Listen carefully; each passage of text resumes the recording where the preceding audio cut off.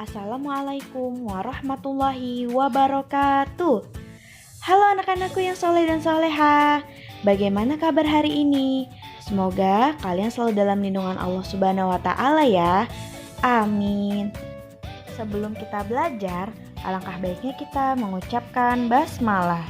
Bismillahirrahmanirrahim. Oke, hari ini kita akan belajar tematik subtema 2, pembelajaran 6. Perhatikan ya penjelasan dari Ustazah. Hari ini kita akan membahas pembelajaran 6. Benda-benda di sekitar kita memiliki berbagai wujud. Ada benda yang berwujud padat, ada benda yang berwujud cair, dan ada pula benda yang berwujud gas. Nah, setiap wujud benda memiliki sifat-sifat tertentu. Oke, coba kalian perhatikan halaman 59 ya. Kamu sudah melakukan percobaan untuk membuktikan sifat berwujud, padat, cair, dan gas yang kemarin ya. Lalu, bagaimana perasaanmu? Nah, setelah selesai mengamati setiap sifat benda berdasarkan wujud, mari melakukan kegiatan mengelompokkan bermacam-macam benda berdasarkan wujudnya, yaitu mengelompokkan benda-benda berdasarkan wujudnya.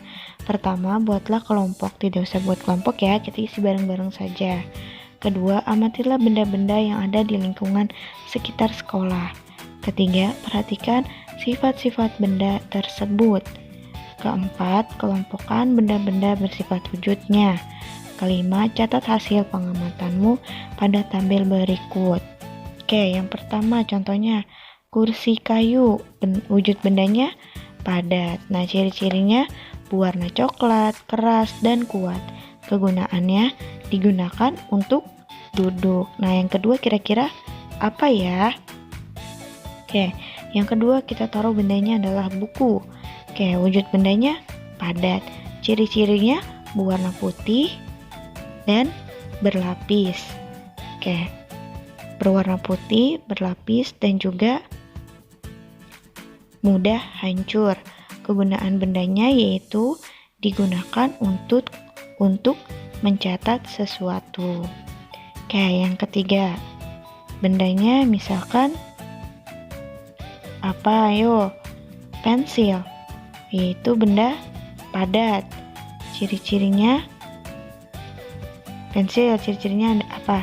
Berwarna abu-abu, isinya dan covernya atau luarnya berwarna warna-warni, berbentuk panjang. Nah, kegunaan bendanya yaitu untuk menulis. Nah, untuk yang keempat dan limanya kalian bisa isi ya menurut kalian. Oke, kita lanjut.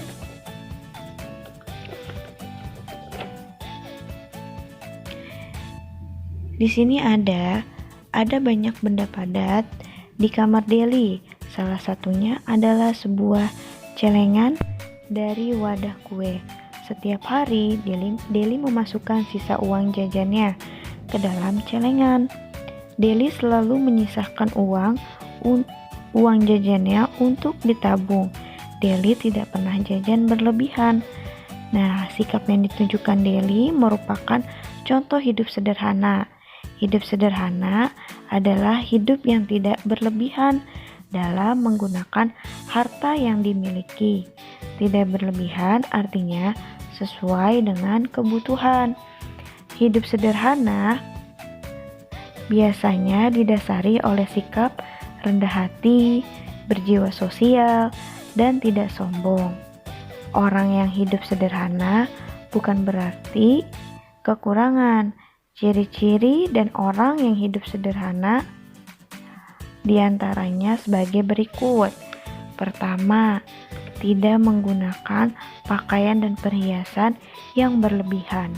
Kedua, tidak membeli barang hanya karena keinginan, melainkan karena kebutuhan. Ketiga, tidak bersikap sombong dan meremehkan orang lain. Keempat, gemar berbagi dengan orang yang membutuhkan. Dan kelima, bersikap hemat dan cermat. Nah, menurutmu mengapa kita perlu hidup dengan sederhana? Nah, apa manfaatnya? Oke, dengan kita hidup sederhana, pasti kita akan memiliki sikap rendah hati, berjiwa sosial, dan tidak sombong. Dan kita juga tidak boleh di dalam Islam itu berlebih-lebihan. Makan pun tidak boleh yang berlebihan, apalagi dalam kebutuhan pakaian atau harta benda kita. Pakailah sesuai kebutuhan kita ya, bukan keinginan. Oke, kita lanjut. Di kamar Deli juga ada sebuah timbangan. Timbangan termasuk benda padat. Deli biasanya menimbang berat badan dengan menggunakan timbangan tersebut. Deli menimbang berat badannya. Angka pada timbangan adalah 20. Artinya berat badan Deli adalah 20 kg. Oke, perhatikan halaman 61. Berat benda biasanya dinyatakan dalam satuan kilogram. Selain satuan kilogram, ada juga satuan gram. Satuan gram biasanya digunakan untuk menyatakan berat benda yang ringan. Nah, tahukah kamu seberapa berat 1 kg dan 100 gram? Coba lakukan kegiatan berikut. Pertama, siapkan timbangan duduk, biji-bijian, dan kantong plastik. Kedua, timbanglah biji-bijian seberat 1 kg. Masukkan ke dalam kantong plastik. Ketiga, ulangi menimbang biji-bijian seberat 100 gram. Keempat, angkat kantong berisi biji-bijian tersebut. Rasakan berat benda 1 kg dan 100 gram menggunakan tangan.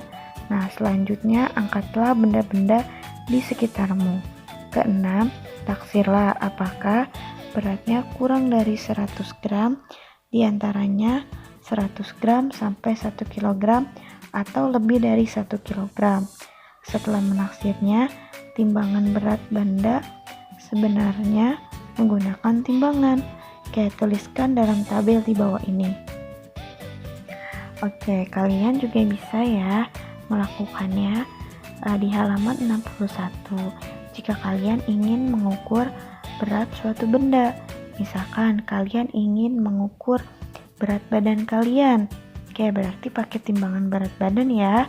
Nah, kalian bisa timbang, kalian itu pasti lebih dari 1 kg. Nah, kalian taksirkan dulu, misalkan berat kalian 20, ternyata setelah ditimbang beratnya 25 kg.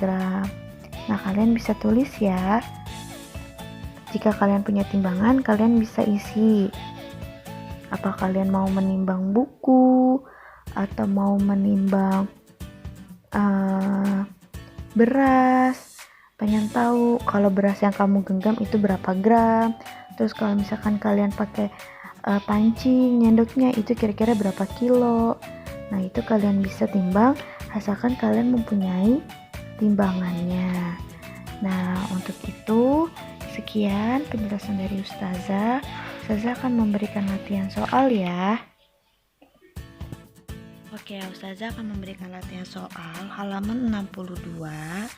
Nah, jika sudah selesai, kalian bisa foto dan kirimkan ke WA Ustazah Lina ya. Untuk itu, sekian dari Ustazah. Tatkala kita mengucapkan hamdalah, alhamdulillahirabbil alamin. Oke, kurang lebihnya mohon maaf. Wabillahi taufiq wa hidayah. Wassalamualaikum warahmatullahi wabarakatuh.